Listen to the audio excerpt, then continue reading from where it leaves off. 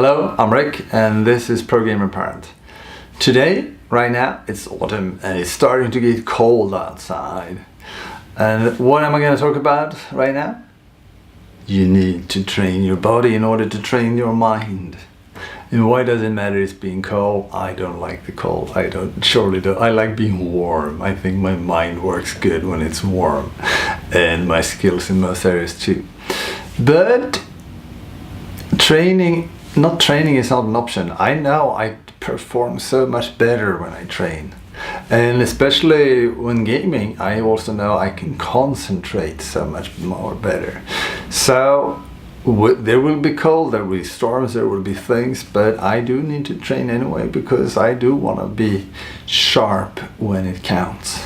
And that's why I'm having this cast right now, to encourage you to find ways that makes you go out and train anyway. I also like having sunlight into my eyes.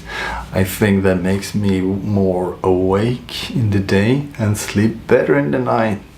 I don't know the studies, but I have read studies that show that it's really, really important to get outside. That melanin or something like that in the brain that's going through the eyes. So do take the opportunity for a lunch break or whatever to get outside in the outdoors. Even if it's freezing, you still get the sunlight into the eyes. And even if it's freezing, you still need to move that body of yours. And you know, I have this to keep warm, I have this to keep warm, even if it's storm. I do like this, I run like this. I'm also extremely into gaming and I use Zombie Run here. It's an app you can find. I think I got it for life because I kickstarted it.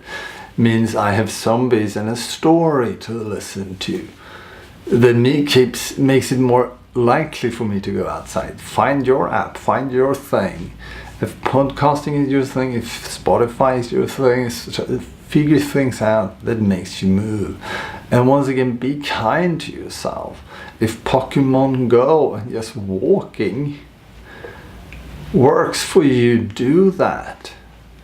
Anything that makes you move your body more than you're doing right now, for most of us, will have an impact on your skill and your level up in most areas of your life. You'll sleep better and you'll be healthier and more energy, happier. Everything is so important. But there will be resistance. It won't happen overnight, it won't be easy. It's never a perfect opportunity to start training. Believe me, I know. I cheat all kinds of ways to get outdoors. And once again, don't underestimate having a few apps on it, but pay attention to roads and cars and everything else. Be kind to yourself there too. But use them and don't let anyone else tell you, well, how can that be fun? If you enjoy just mapping where you're running, having a run keeper and seeing new parts, and enjoy having a map that spreads out where you've been, do that. It doesn't have to be a perfect gamification system.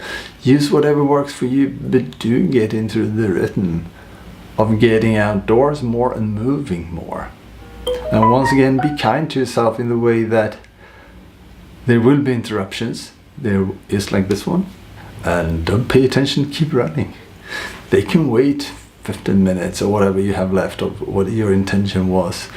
There will always be interruptions, there will always be resistance, there will never be a perfect opportunity to start training especially.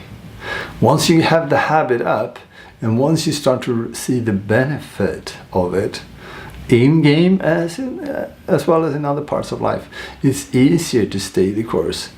But it's really, really a challenge in the beginning. So play a game on your phone while you're at it. Start walking if you've never done that. And do things in whatever capacity that actually works for you. And then you can start to slowly level up. But be kind to yourself.